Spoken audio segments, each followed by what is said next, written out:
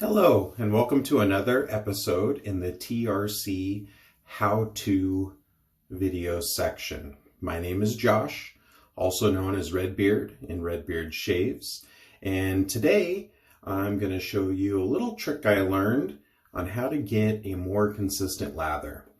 When I was first starting out in my wet shaving experience, I would frequently get frustrated because one day I would have a really nice, slick, cushiony lather, and the next day it would be subpar, it'd be dry or overhydrated. And so I kept thinking of different ways and reaching out to people in the community on how I could get as scientific as I could and as consistent as I could to have a good lather so I was having great shaves.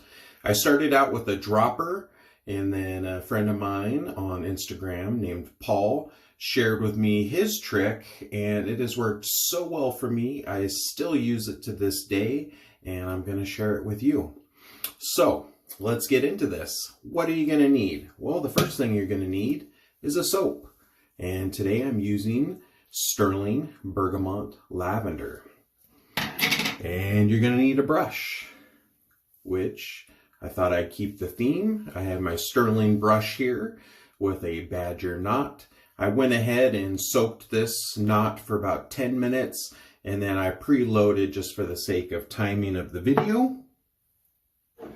You're going to need something to hold water, and I typically soak my brushes in this Old Spice mug, and I do like to bloom my soaps also, so I'll have my brush soaking and my soap blooming while I'm in the shower, and then once I get out I will transfer the water from that I was soaking the brush in and replace it with the bloom water, because for me that stuff is liquid gold, and if I ever use a pre-shave I just use the bloom water. It's nice and slick and works well for me. The next key to this is you want to get yourself some sort of numbered syringe.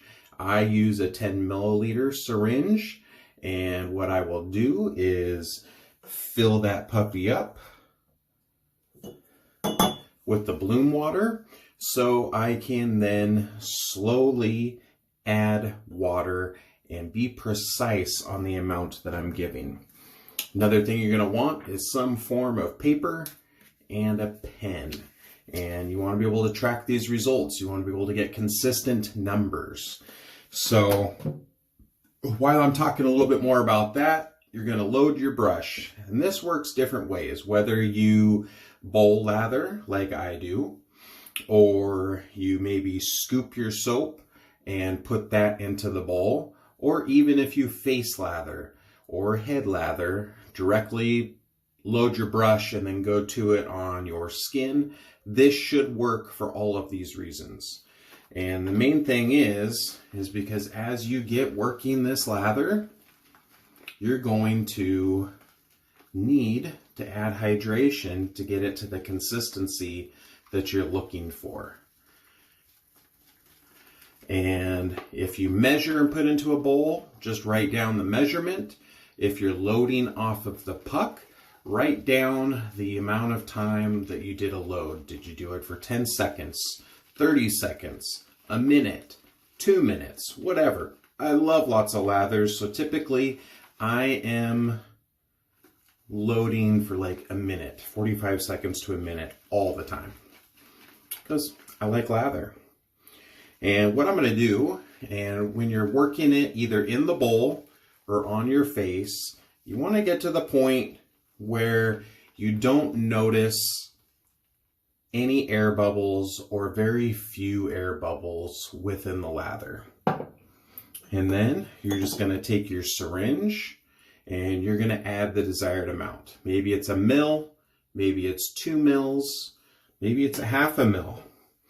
You're going to roll that around in your lather, or you can splay your brush. So splaying is where you're spreading it out as you're working it on the skin.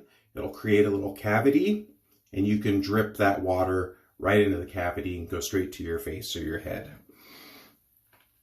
And then I just slowly, gently start working that back into the lather.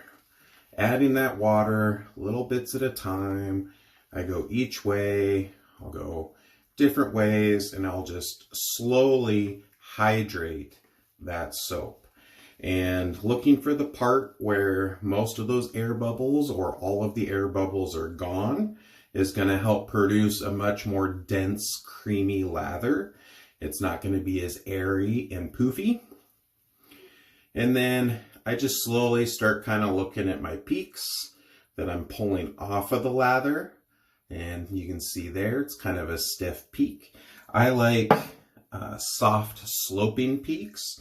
That's where, for me and my water type, seems to be optimal in hydrating the soap, where I get the desired slickness and the consistency of lather that I'm looking for.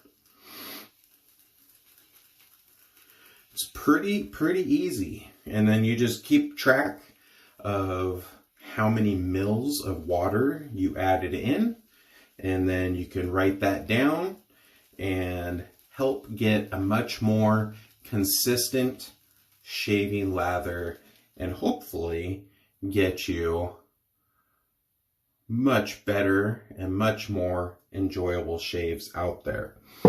It's very difficult with how many artisans are out there, and especially being new to wet shaving. If you're bouncing between a couple of different artisans, they both may take a different amount of water to reach the consistency that you're looking for to get an excellent shave.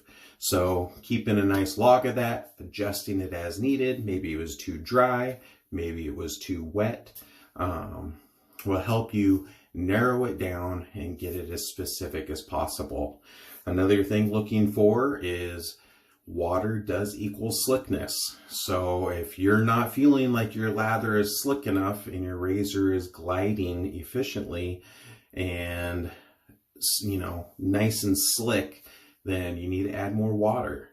And if you're noticing that you rinse off your razor in the sink and that lather is not washing off or dissipating off, being agitated in the water, your lather is probably a little too dry. Anyway, this helped me, and I still use this method today. So hopefully it'll bring you some really good lathers and excellent shaves. Thank you for watching this how-to video. You all have a wonderful day. Bye-bye.